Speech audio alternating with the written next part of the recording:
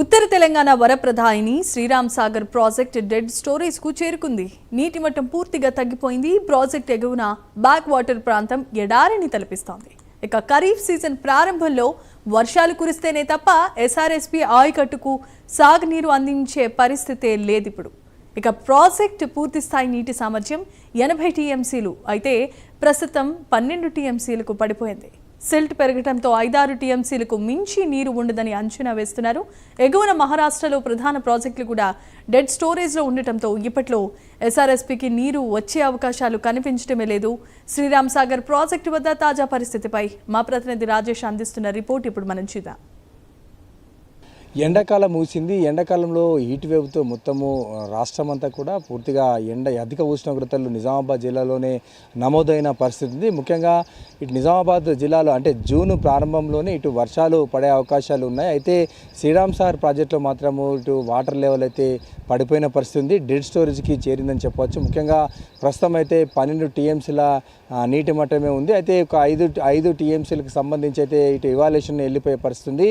మనము విజువల్స్లో చూస్తాం. ప్రస్తుతము తెలంగాణ ఉత్తర ప్రధానమైనటువంటి శ్రీరామ్ సాగర్ ప్రాజెక్టు వద్ద ఉన్నాం. పూర్తిగా నీళ్ళు అయితే అడుగంటిపోయినటువంటి పరిస్థితి మనకు కనబడతా ఉంది. ఇటు ఎగువన మహారాష్ట్రలో భారీ వర్షాలు ఒకవేళ కురిస్తే కానీ అక్కడ బాబ్లీ గేట్లు ఎత్తిన తర్వాత అక్కడ నుంచి వాటర్ వచ్చే అవకాశాలు ఉంటాయి. అయితే ముఖ్యంగా ఇక శ్రీరామ్ సాగర్ ప్రాజెక్టు సంబంధించి ఈ యొక్క వర్షాకాలంలో దాదాపు అంటే 18 లక్షల ఎకరాలకు సాగునీరు అందిస్తారు. దీనికి సంబంధించి 5 జిల్లాలకు సంబంధించినటువంటి ఆయకట్టు ఉంది ఈ యొక్క శ్రీరామ్ సాగర్ ప్రాజెక్టు కింద. అయితే ఈసారి వర్షాలు ఇంకా కురకపోవడంతో ఇటు రైతులైతే ఆందోళన వ్యక్తం చేస్తున్నటువంటి పరిస్థితి ఉంది.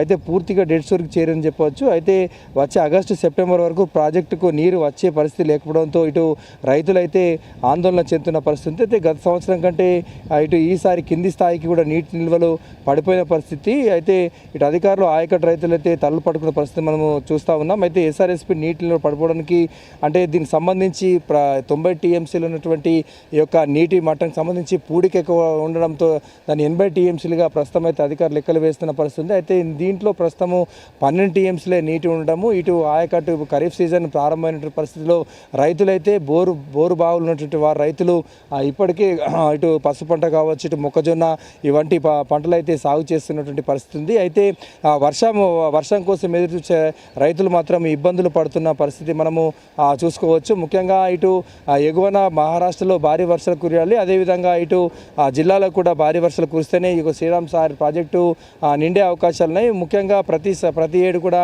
ఆగస్ట్ సెప్టెంబర్ వరకు కూడా పూర్తి నిండుకుండలుగా మారుతూ ఉంది. అయితే ఇక జూన్ నెల ప్రారంభమైంది. అయితే ఇప్పటికీ అంటే వర్షాలు వచ్చే అవకాశం ఉందని చెప్పేసి ఓ వైపున మనకు తెలుస్తున్నప్పటికీ ప్రస్తుతం అయితే ఆయకట్టు రైతులు అయితే ఆందోళన చెందుతున్న పరిస్థితి ఉంది. అయితే మొత్తం అంటే 1091 అడుగులు కానీ ప్రస్తుతం అయితే 1050 అడుగుల లోపలనే ఉన్నటువంటి పరిస్థితి ఉంది. అయితే 80 టీఎంసీల కానీ ప్రస్తుతం 12 టీఎంసీల నీటి మట్టం ఉంది. అయితే దీనికి సంబంధించి ఎస్ఆర్ఎస్పీ ప్రాజెక్టు కింద ఇటు వరద కాలువ ఉంది, లక్ష్మీ కాలువ ఉంది, అదేవిధంగా ఇటు కాకతీయ కెనాల్ ఉంది.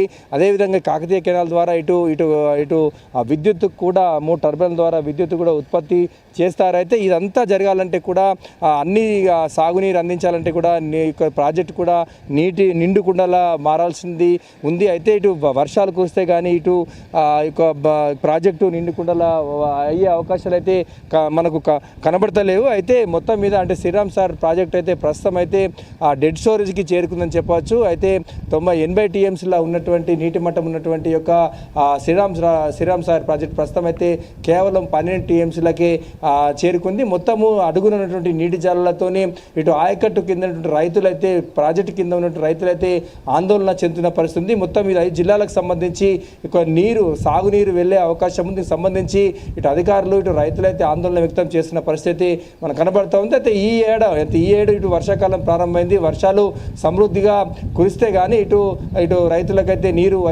సాగునీరు వచ్చే అవకాశాలు అయితే కనబడతలేదు. ఇది కూడా శ్రీరామ్ సాగర్ ప్రాజెక్టు సంబంధించి తాజా అప్డేట్. Camera person Praveen.